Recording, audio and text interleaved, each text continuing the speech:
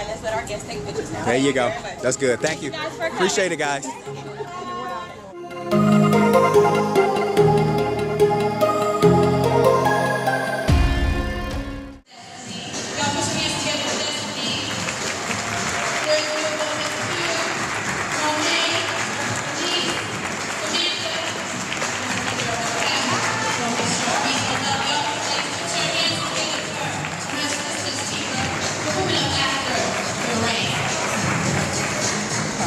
So, next, y'all ready? Ladies, please welcome EQue.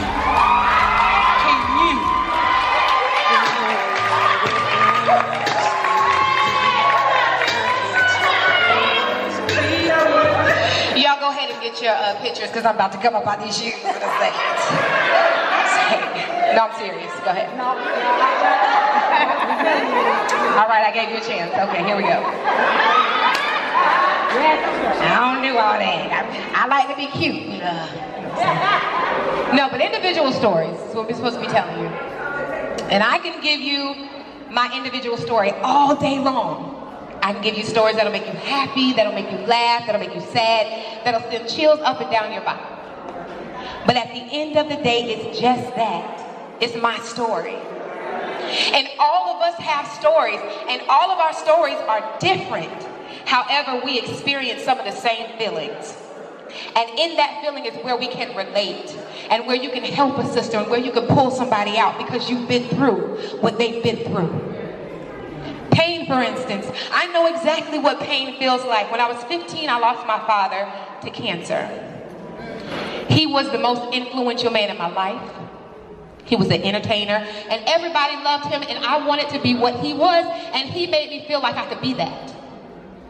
He was the strongest man I had ever known, but this disease allowed me to see him at his weakest point. He was frail, he couldn't walk, he couldn't speak anymore, and because his body was breaking down, he continuously burped and burped for I don't know why.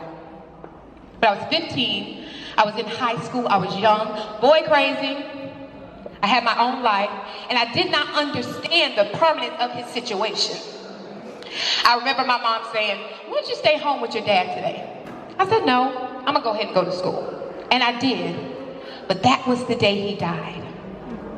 The pain, the brokenness that I felt, the resentment, the regret that I felt. Now, I was blessed with a wonderful family. My mom is awesome, aunties, uncles, they're all awesome, but they're strong in their own right, so we didn't talk about our feelings.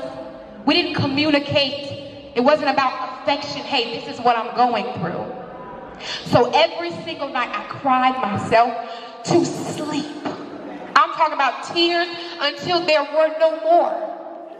And I cried and I said, "God, take this pain away." The tears went. I literally cried until I whimpered. No more tears.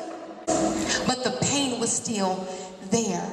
The pain, the resentment, the regret was so great, it drove me to get a blade, and I began to cut my wrists and cut my thighs. I didn't want to kill myself, but I wanted to manage the pain. I wanted it to be tangible, because this thing in my heart I couldn't hold. I couldn't stop it. But that pain, I know somebody else has felt that pain. Your story may not be my story, but you have been broken and you have been hurt and you have cried yourself to sleep. Poverty, I've been there. Paycheck to paycheck, eviction, repossession. I know what it feels like to be homeless with a child. I know what it feels like to open your refrigerator just to see a box of baking soda, real life. A box of baking soda. I know what that feels like. I know what it feels like to drive your baby to daycare, to drop them off with a smile and leave with tears in your eyes because you can't afford the extra fee for the field trip. That's real life. I've been there.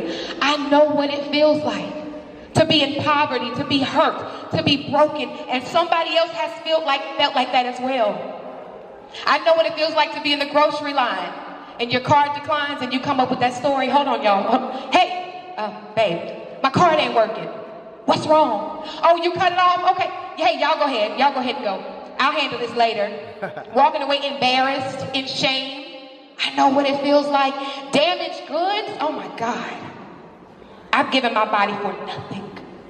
For a feeling, to be considered, to be loved, for love.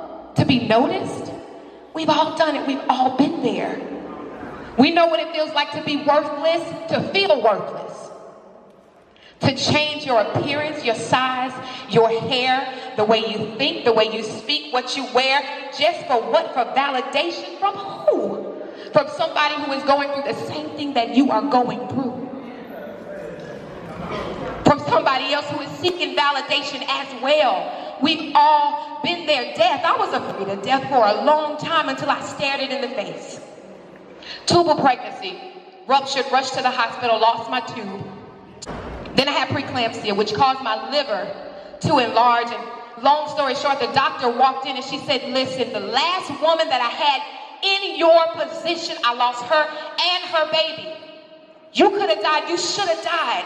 You are my miracle patient. I blamed God. I've hated God. I've loved on God. I've prayed to God. I've asked God why.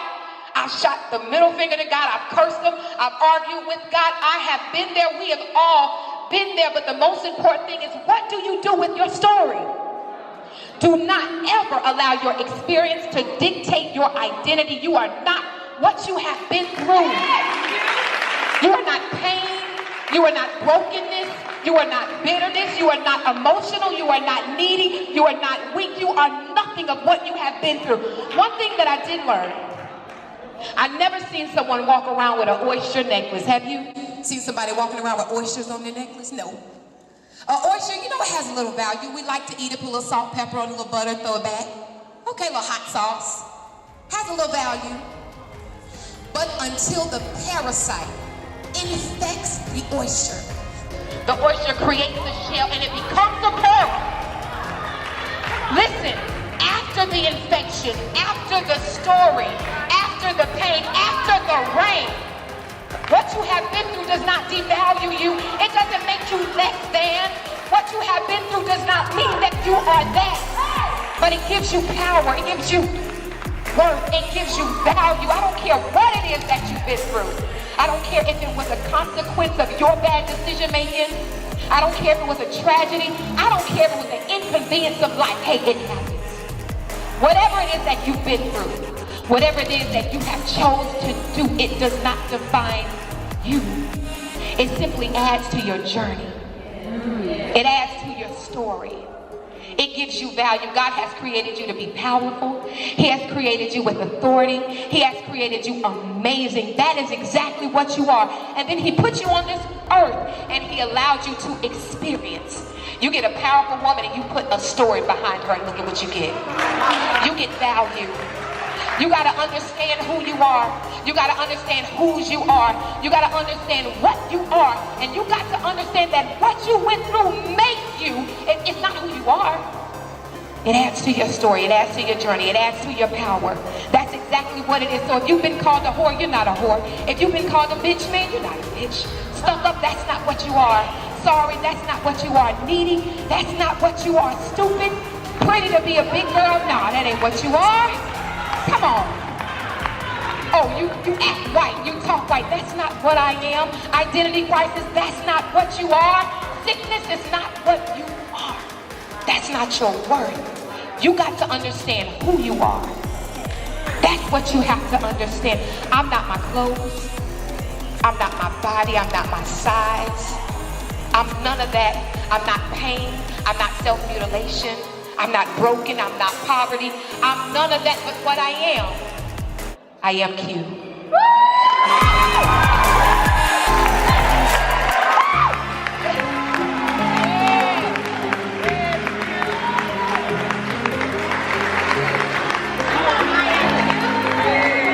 That was cute. No, bad. Get it on time too. Look at that time and done. Wow. What do I do now? Wow. I don't know.